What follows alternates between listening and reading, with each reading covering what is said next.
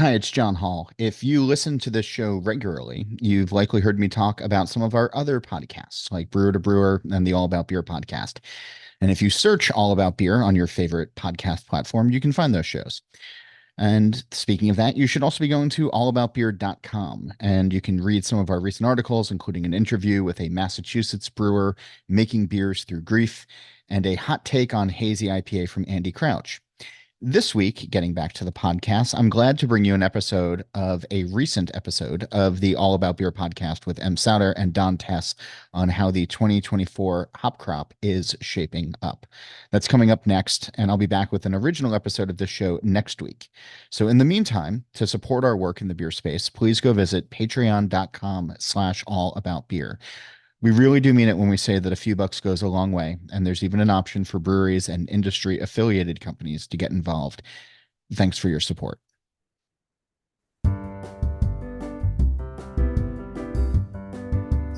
I'm M. Sutter, better known as Pints and Panels.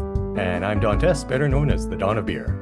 Welcome to episode 44 of the All About Beer podcast. Every 2 weeks, we talk with leading experts and take a deep dive into one topic in beer. This week on the show, we're going to be talking about hop farming. Visit allaboutbeer.com and follow us on social media at allaboutbeer. And if you're feeling generous, visit our Patreon page, patreon.com/allaboutbeer to support this show and others.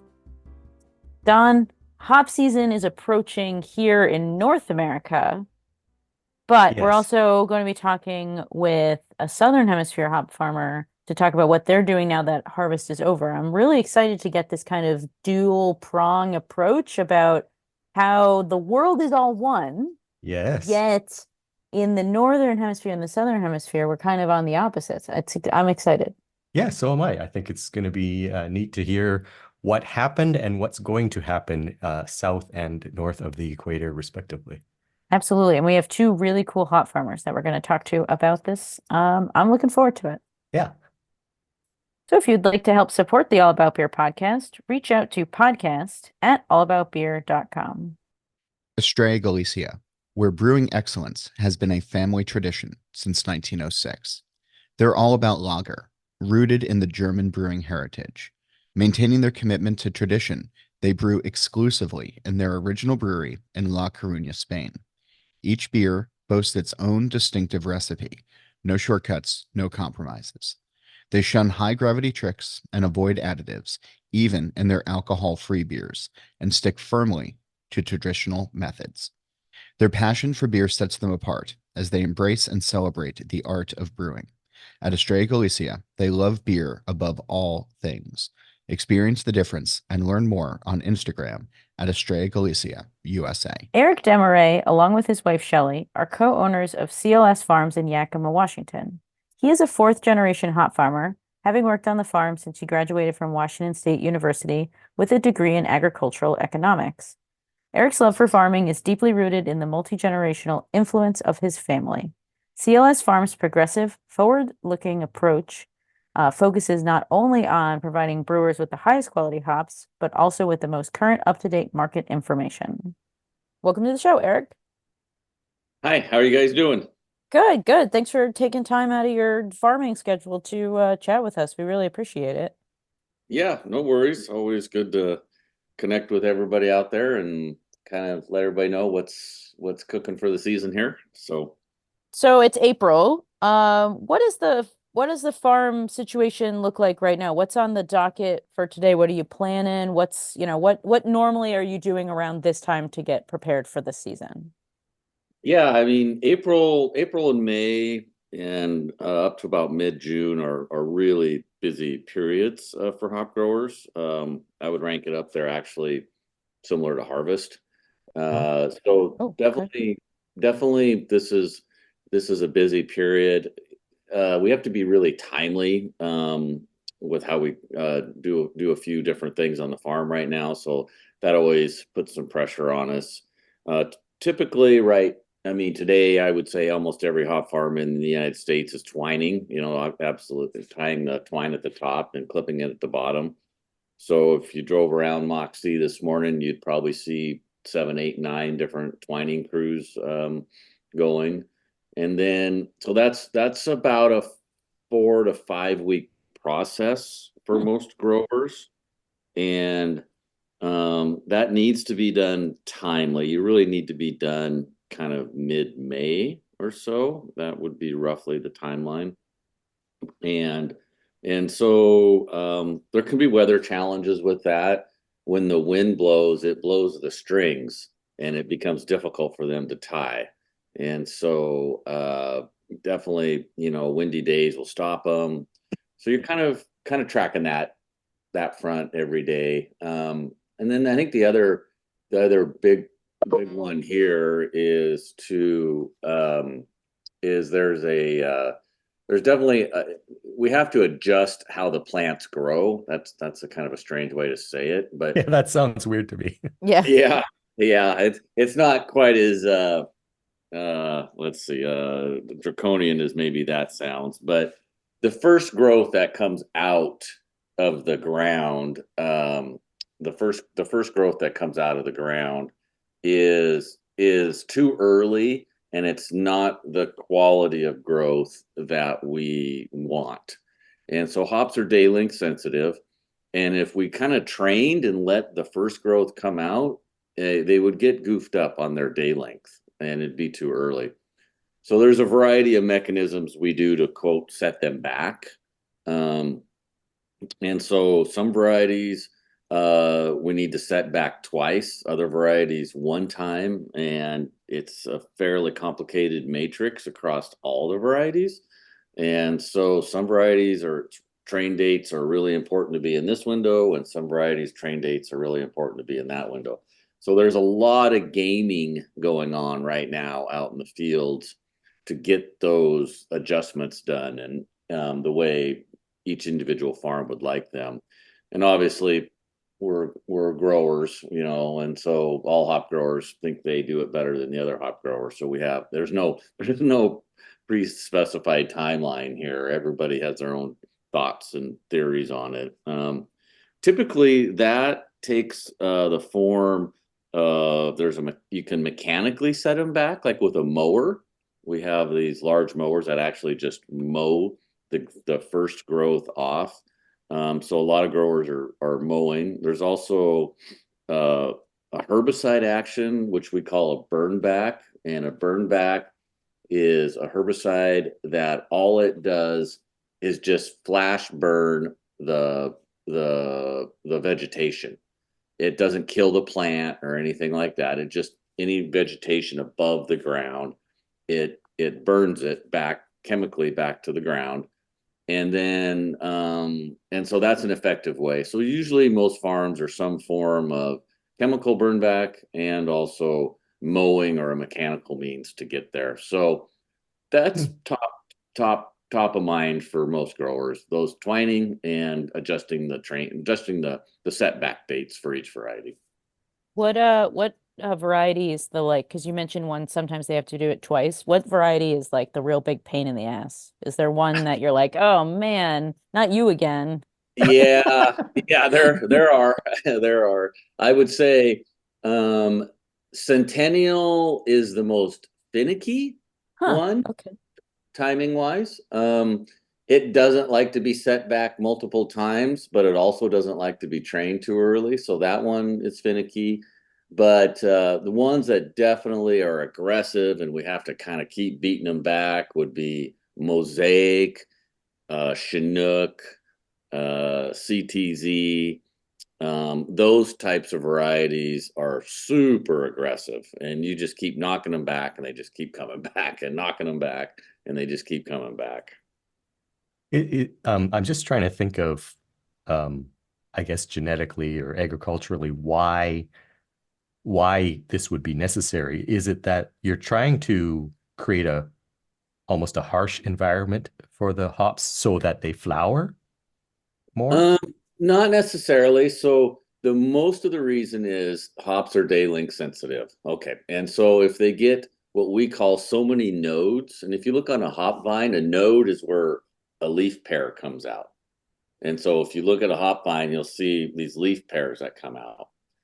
I forget the number, and it varies a little bit from variety, but if you get something like, 15 leaf pairs, if the vine gets 15 leaf pairs or 17 leaf pairs, like I said, I can't remember the exact number, but if it gets so high before the longest day of the year, which is like June, say 18th, Yeah. if you get too much height before the summer, I guess you'd call it summer equinox, or then it triggers the plant to go into reproductive mode. And once the plant goes into reproductive mode, it pretty much stops growing vertically. Oh, So I you see. Yes, so you get short, stunted, non-filled in plants if you go too early. Now, other varieties, and so each variety has there's certain sensitivities to that across the variety chain. So it's not necessarily to give it a harsh environment. It's to set it back so it doesn't start growing vertically later. You want it to start Right. growing vertically mid-May, not mid-April. So I see. I understand. you'd be too tall you'd be way too tall before the longest day of the year. This is not a concept I understand, being too tall, but Me either. I wanted to ask, you kind of talked about what you're doing now. How much of and the cutting it back and all that, how much of what you're doing and what you're planning is um affected by what has already happened? And I'm thinking specifically the weather, the snow, how much snow you've had, and how that affects your irrigation going forward, that sort of stuff. Yeah, so as you can imagine, I mean, just real quickly to touch on weather and how it relates to these setback days. If you have warmer than average weather, let's say in March and April, the plants are giving you a lot of early growth Right. and a lot more grief. And typically, what we like to say is the longer the plants stay asleep, the better. And because they're burning resources right now growing, if it's warm, they're burning their carbohydrates that they've stored up over the winter. And so typically what we like to see is the plants to stay what we call, like I said, asleep longer. Now we've had an El Nino winter here in the Pacific Northwest, which means a little bit warmer and a little bit drier than normal, and that's about how it's played out.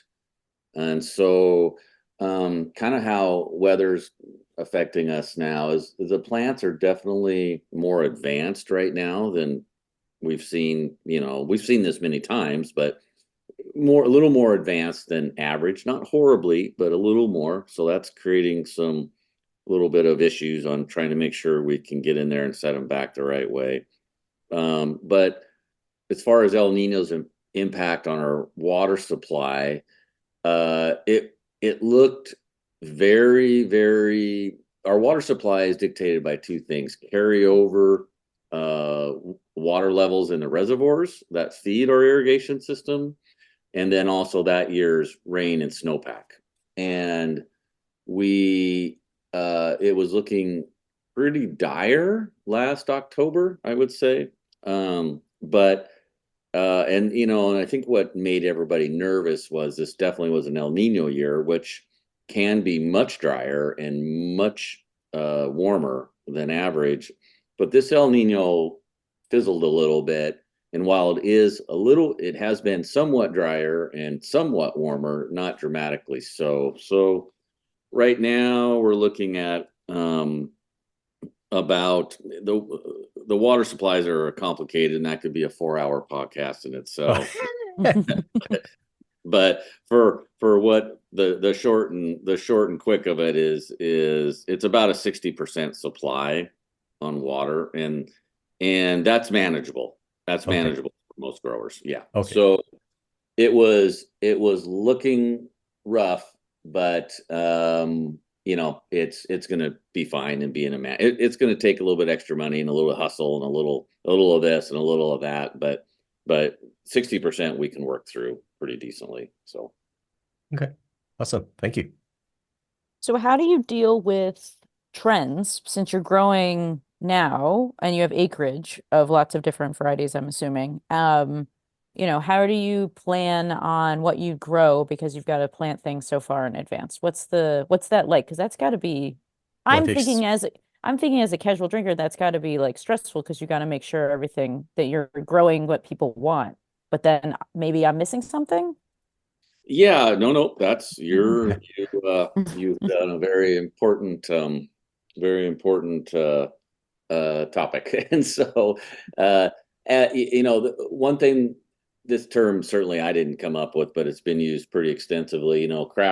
Craft beer drinkers in general are fairly promiscuous in their choices, right? And Sure.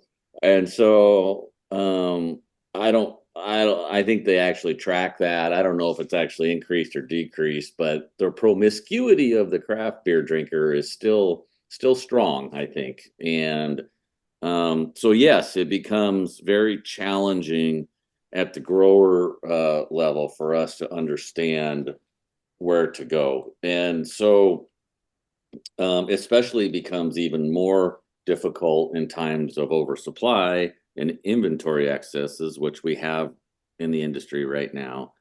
And so at the grower level, a lot of I think it's important for people to understand that the vast majority of hops go through a broker or a middleman, such as Yakima Chief or Haas, or lots of different ones out there. Those are the two largest.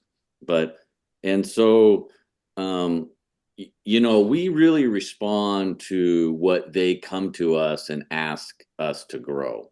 And so there has been a lot more communication between grower and brewers than there ever was in the past, and that helps. But at the end of the day, what we need at the grower level is someone saying, we want to buy your hops. That's the only thing that we really have to rely on. There are a few farms sell directly to brewers, so that chain, you understand that really well. Mhm. But like I said, the vast majority of hops that growers they sell to a middle person and then up to the brewer. And so we So you're, rely yeah, on that middle person to guide us. yeah, so your hops have already essentially been spoken for then. In many cases. And so there one dealer could be, let's say, long centennial, and another dealer could be short centennial. So maybe there isn't any actual increased centennial demand out there, but dealer X needs to buy centennial, so they come into the market and buy some. That doesn't necessarily mean that there's like increased centennial demand. It just means that particular dealer, Yeah. the brewers they sell to, needed centennial for the moment. So I just What want to about, interject that I love oh, Centennial. okay. It's a we do. good hop. It's a real workhorse. Yes. It is. It is. But then I guess on the other side, is there like any time where there's oversupply on your end, or are all Yeah. your hops, like meant for it, meant for space, or does that not happen? Yeah. No. The hop industry has always been in a cycle, and so that cycle is driven by a couple of factors, and just kind of real simply, the cycle is driven by kind of two things I like to say. One is you can't make beer without hops, right? Okay. And so it's a little bit like oxygen. And, if you as a person thought you were going to run out of oxygen, you might contract, or you thought the threat of running out of oxygen was there, you might contract for a little bit more than what you think, right? Mm. Or you might contract with the oxygen supplier. You might think, okay, I'm going to have a few more kids in my family, so I need some more oxygen. And so you might say, okay, and I'm nervous because I can't live without oxygen, so I'm going to buy some extra. I think I'm going to have a few more kids, so I'm going to buy more oxygen, right? That's a very rational decision. And that's the same with brewing. You can't, the fun bus of brewing is over if you don't have the hops. And so when hops get short, it drives that kind of behavior. Hmm. And and And then on the flip side is, though, for all intents and purposes, there's nothing to do with hops when there's too many. And they store well. We put them in pellets, we put them in nitrogen flushed, oxygen free foil bags, and they go into cold storage. And so when you get into times of excess, it's very problematic because there's nowhere to sell them to, like to cow feed or something like that, or some other thing. And they don't really spoil. I mean, they do after about 3, 4, 5 years, they're not as good, but high quality 3-year-old hops processed and stored well, the average brewer, many brewers aren't even going to be able to tell the difference. And so when there's excess, that creates all kinds of problems. And so we're currently, so a lot of people want to assign blame in the industry, and you'll hear this and you'll read this, and they want to assign blame, but those two factors are what drive it the most. And so we swing between oversupplies and undersupplies, and we're currently in an oversupply. And so if you think about it, you have that inventory. What's the only way to get that inventory to move in to the system? Or, and most of this inventory is being held by brewers, right? Not even by growers or dealers. Brewers are long. And so the only way for that inventory to get used is for there to be cuts and acreage that are actually below the background demand level, if that makes sense. Yeah. Because if you don't grow as much as the brewing industry demands, then it forces the inventory to come into the system. Right. And or everybody should start drinking hot water. Oh, yeah, or hot water, or a new demand source. Hey, trust me, new demand source, that solves it too. So then what happens is the acreage base comes down below the background latent demand level, right? And then when the inventories go away, boom, you got a shortage. Right. And now there's not enough acres. And then there's the panic, the no oxygen moment kicks in, and there we go right back up. So, so like I said, a lot of people want to ascribe motives and, big conspiracy theories up and down and left and right. And this person did that, and that dealer did that, and this grower did that, and this brewer did that, whatever. But at the end of the day, it's those two basic economic facts that drive that cycle. So that's kind of where we sit today. Okay. You kind of mentioned how craft beer drinkers tend to be a bit promiscuous, and I think a lot of people like to order the latest hazy IPA based on, I love Mosaic or Citra or whatever. So that's great. The people are familiar with the flavors that hops produce. But what do you wish the average beer drinker understood about what you do? That's a tough one because, I think, we exist for the beer drinker. We don't exist for the hop dealer. We don't exist for the brewer. We exist for the beer drinker out there. And I think if beer drinkers want to be promiscuous, the rest of us in the hop supply chain, we got to figure out how to handle that. But here's what I would say. The promiscuity, what it does cause when you kind of move back down the hop supply chain, is it drives more change outs in varieties. And hops are perennials, and we can't just plant a new variety the next year. It's very expensive to take out the other variety, the old variety, and plant the new variety. And then we only get maybe 50-60% of a yield the first year. And then the second year, we're back up to 100%. And so it's really a 2-year, process, and it's expensive, and we're more than willing to do it. But it does create challenges on the supply chain side of it, in all levels. And so that's just something we have to figure out. But it it definitely, as hop growers, I'm old enough to know the 80s and 90s and early 2000s. This is before craft, and we never switched varieties. I mean, very rarely would you see this. And now, yeah, every year in the hop growing area, we see 20% turnover acreage wise. Yeah, on the farms.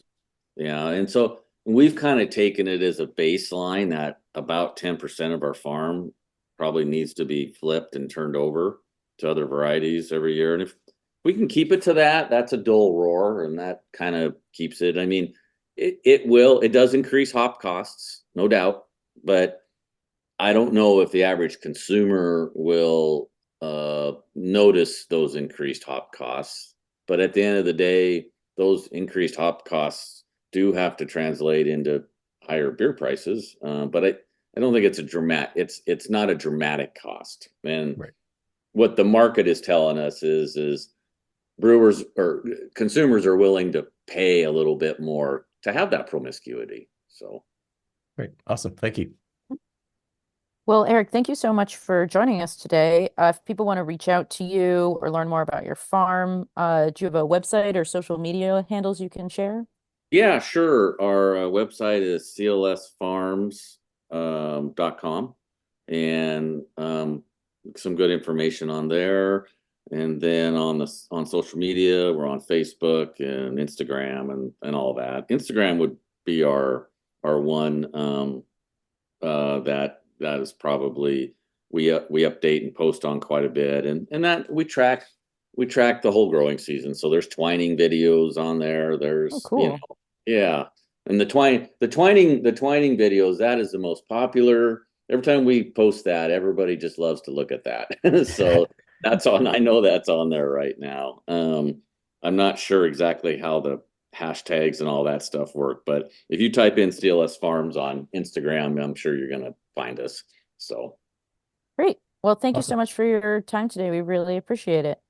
yeah, it was super great. Love talking to you guys. Thank you, Eric. Awesome. Yeah, cheers. Cheers. Yep. And we'll be right back with Andrew Sutherland, farm manager of Oast House Hops, right after these messages. At Estrella Galicia, thanks to their strong ties and inspiration from the German brewing tradition, their very first brew came to life, a German Pilsner. Initially, it was only available in La Coruña and could be enjoyed at their own beer garden. But by the 1920s, when their master brewer joined the team, they expanded their range to include a Munich, a Bock, and a Doppelbock.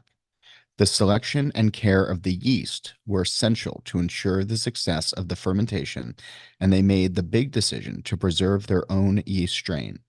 Experience the difference and learn more on Instagram at Estrella Galicia, USA.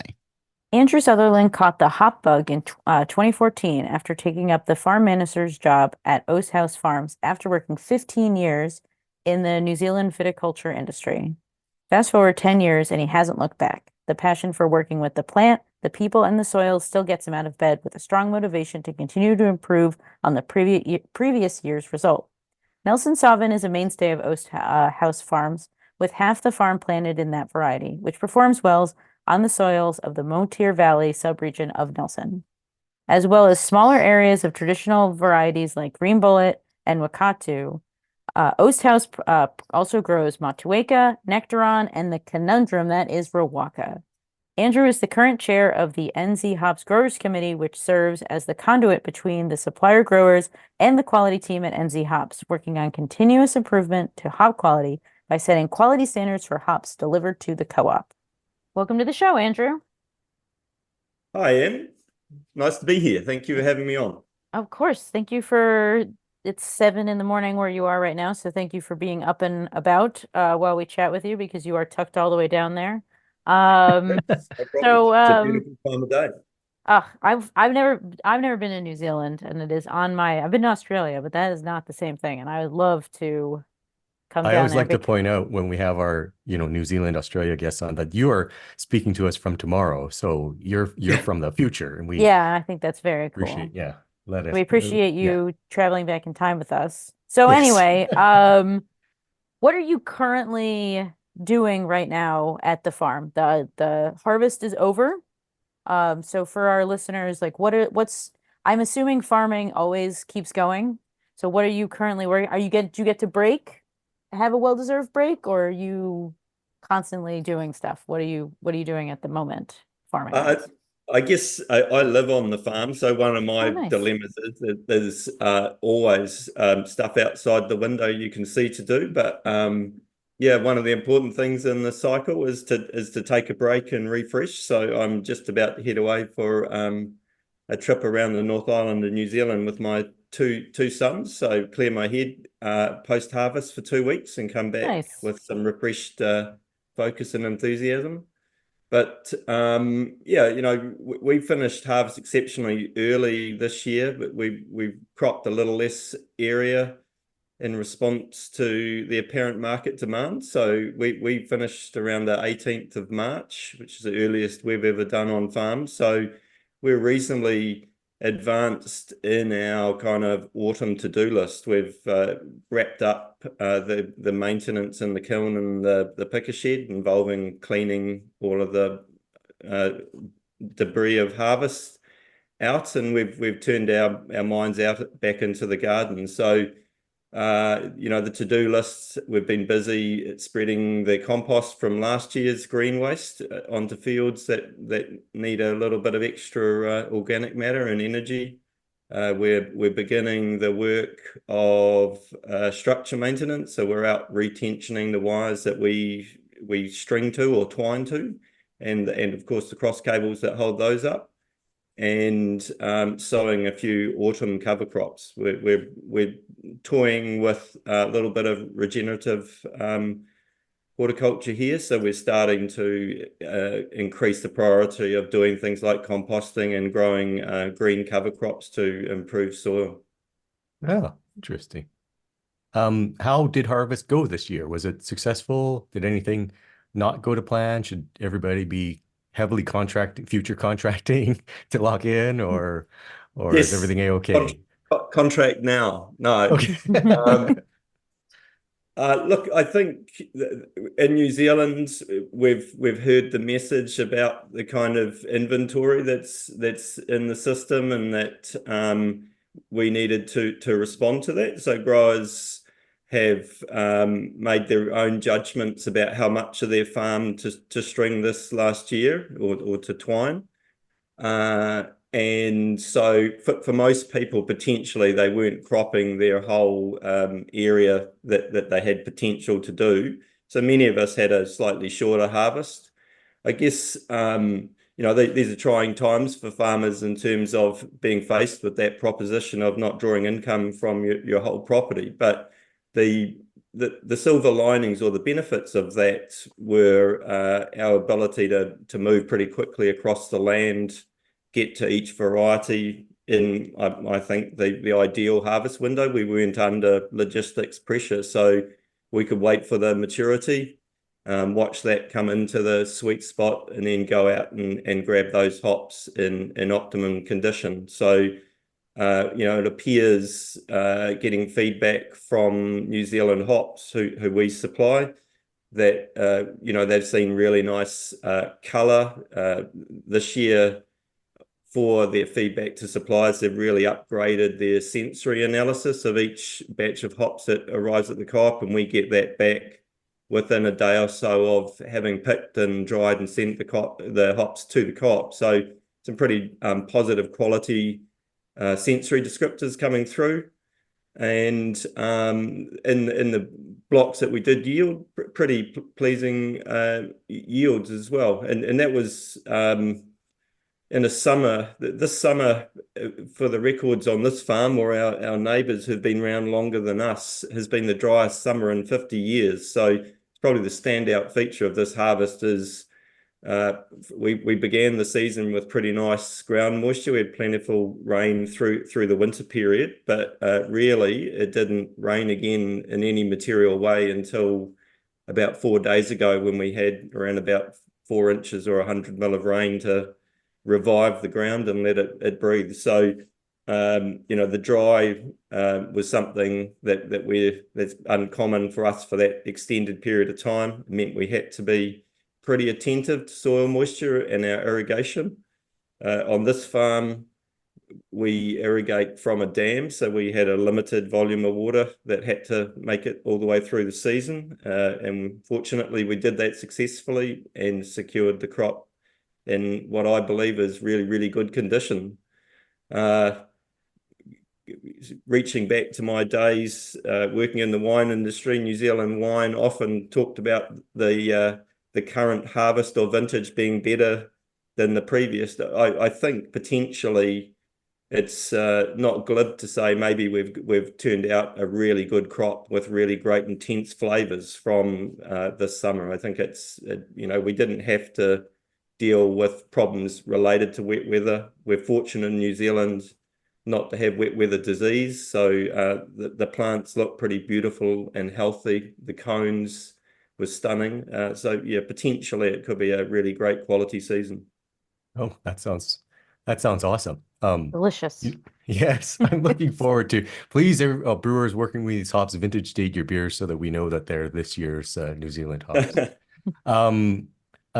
To the contrary, I'm hearing that climate change is quite dramatically affecting European hops. Like I'm hearing some of them are having alpha acid, of 1% instead of the typical, 9, 10%. So is climate change affecting hops in New Zealand yet? Is this a concern? And what can we be doing about it?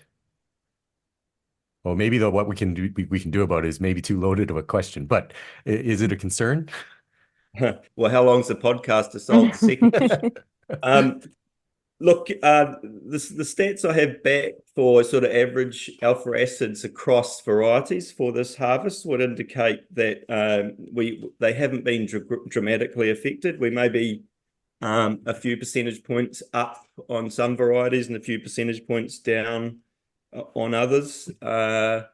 So yeah, I don't think there's an obvious trend emerging there. Perhaps if we're going to have less rainfall, we're going to have to be more expert at managing soil moisture.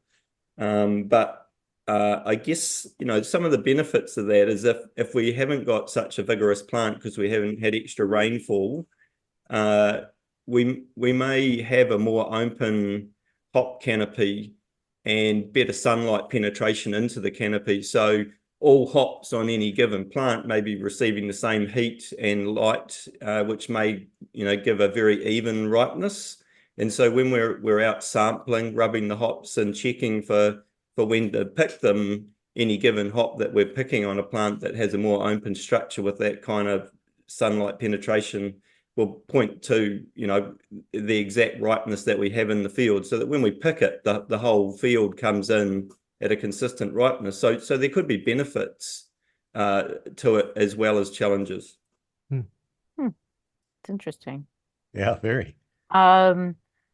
What percentage of the plants did you up and replant? So like things you would take out and put in. I know it takes years to get a good crop for new plants. So how do you plan, with the rise of new stuff like Nectaron or the love affair that us Americans have with Rawaka? How do you plan for that? I guess we work very closely with NZ Hops. We supply them. They provide us with indications around market demand for each variety. I've been farming on this farm for 10 years. We started out with a very large proportion of the farm in an older variety called Wakatu, not such a strong aroma hop, and gradually over that time we've transitioned as we can best understand the market demand. So we grow quite a significant amount of Nelson Sauvin, because it was, it still is, I think, New Zealand's #1 hop variety by volume. And then once we sort of hit a ceiling for our ability to harvest that in the ideal window, we're working with Nectaron and Rewalker. Sometimes it's well-founded spreadsheeting and science and market feedback, and sometimes it's a judicious guess about how far we go and how many hectares we plant. Particularly with the rate the industry's been changing, if you rush into something, potentially you overshoot what the market's ready for. So A little bit boring, but we try to progress in sensible steps rather than going wholesale and find that we've completely oversupplied the market. Yeah, sure. And then what's the plan for next year? Is there any new exciting varieties, or do you get to plan experimental stuff? Anything that we here in North America should be like, ooh, should we be getting excited about that? Maybe that you can talk or not talk about it. I don't know what the secrecy of New Zealand hops are, but So I guess the obviously Nectaron was launched a couple of years ago. When we're growing that, it's still we were one of the initial trial growers of that pre commercial release. So the beginning of the process for trial varieties is to plant about a half a hectare very early on, and that's going into the Bract brewing program. I guess people are understanding Nectaron pretty well now in terms of having made beers and understood how it works for them. Again, this season, because of the climatic conditions, it's looking amazing. The next exciting prospect for us is Superdelic, which is now in the market. We haven't actually got any of that on the farm, but again, a reasonable volume has been growing this year. It's probably in the bigger scheme of things, still a fairly small volume out in world volumes, but very exciting feedback from brewers who've been to visit during harvest and smell Superdelic. So we're excited to get some of that in the ground here at Oast House. And then looking ahead, there are new varieties that are coming through pre-release, probably a couple that I understand are about ready to go into that half hectare trial lot in a variety of farms around the district. So we'll be putting our hands up to see some of those new varieties, and their first appearance out to brewers would be through the NZ Hop Bract brewer program. So yeah, that's one of the really exciting things in the New Zealand hop industry is that Ron Beatson's legacy has been that there's a very valuable portfolio of breeding material at Plant and Food, which is the organisation that does our breeding, and they're continuing to bring through new varieties that show huge value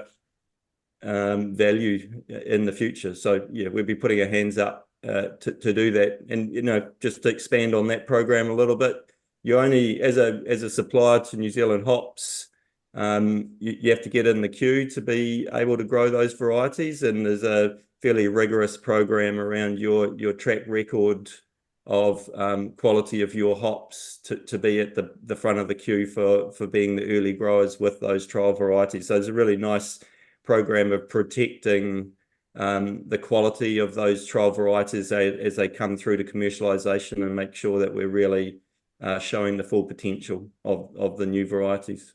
Yeah, that's interesting. It's exciting. Yeah. This might be a stupid question, but in North America, a lot of the experimental hop varieties, they get a numbered name like HBC 472 or whatever. Is there a similar naming convention in New Zealand? There is. I believe we're sort of a little bit cautious to talk about those things in the wild when they're in pre-release. So okay. Yeah, I guess we talk about that a little bit internally, and in the early days, we've come through to the naming nomenclature being after regions of the Nelson area, where we've had things like Wakatu and Rewalker as a small village within the area. Now, perhaps we're taking on a little more sophistication with namings like Nectaron and Superdelic.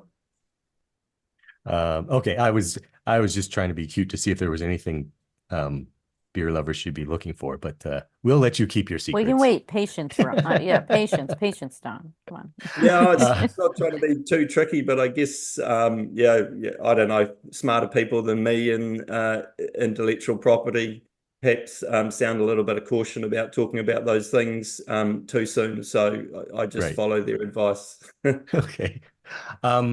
What is something you wish the casual beer drinker knew about what you do as a hop grower? to appreciate what you're doing, I guess. Yeah, like I guess you know, myself and I haven't really met a hop farmer yet that's not really passionate about the place they grow their hops in and the flavor that they're trying to go. You know, it's kind of a fun industry to be in, to talk about that you're growing flavor.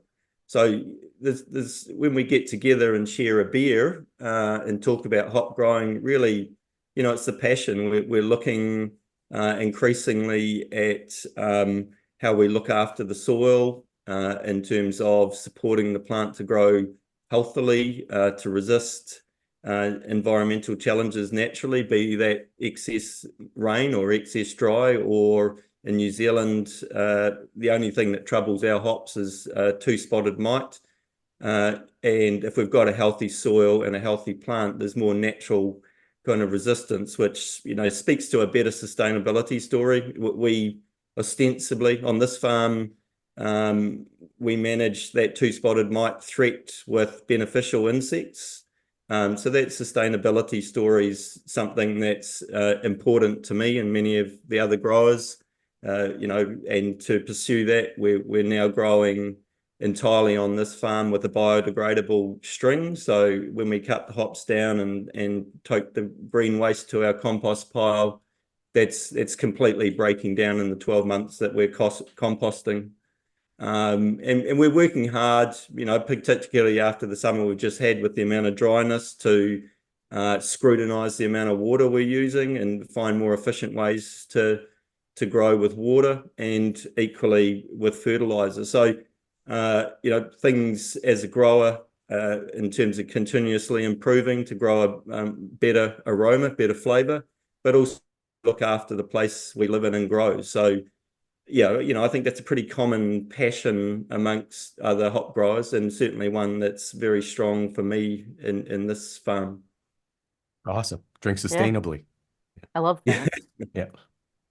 Well, Andrew, thank you so much for joining us today. If people want to reach out to you or learn more about yourself or the farm, do you have a website or social media that you can share with us? Yeah, probably the main social media for Oast House Hops is our Instagram page. We are on the New Zealand Hops website as well, but the easy and main place that we're posting pictures and telling our story is through Instagram. So we can link up to that. Wonderful. Andrew, thank you so much for taking time out of your morning to speak with us, and enjoy your vacation. You deserve it. Yes. Thank you very much. Thank you, Andrew. Cheers. Cheers. Cheers. So, Don, what did you think of today's program?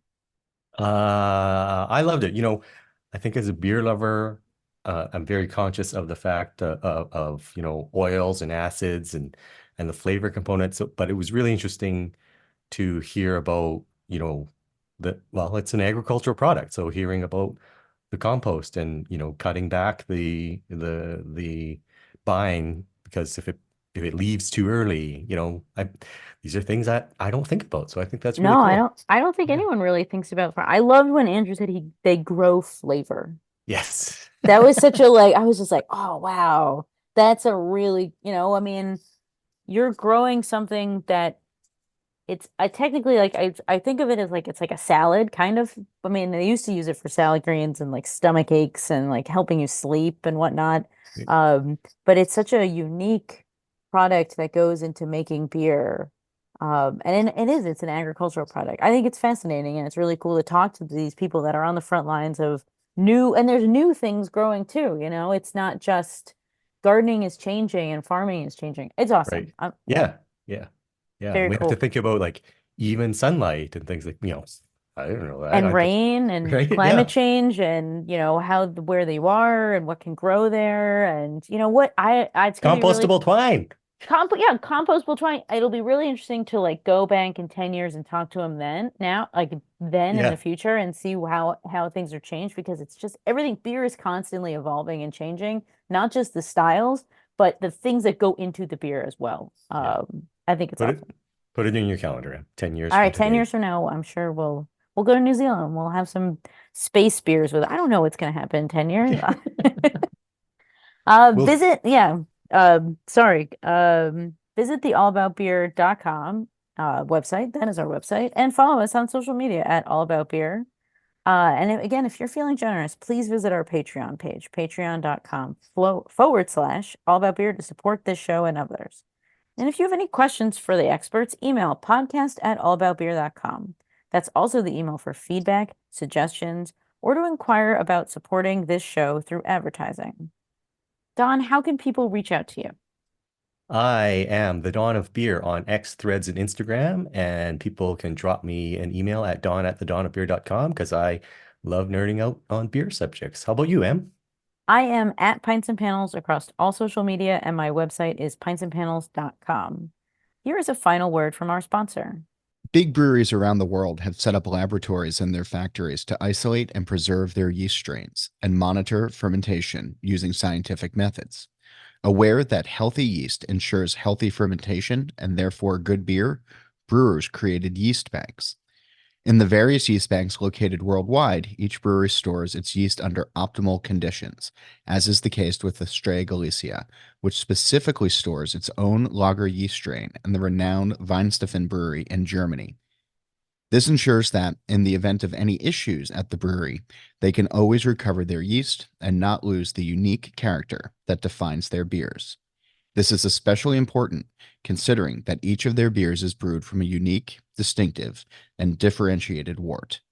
Experience the difference and learn more on Instagram at Estrella Galicia, USA. This show is produced by All About Beer. Visit allaboutbeer.com for articles, notes on this show and others, and to connect via the newsletter and social media. Cheers. Cheers.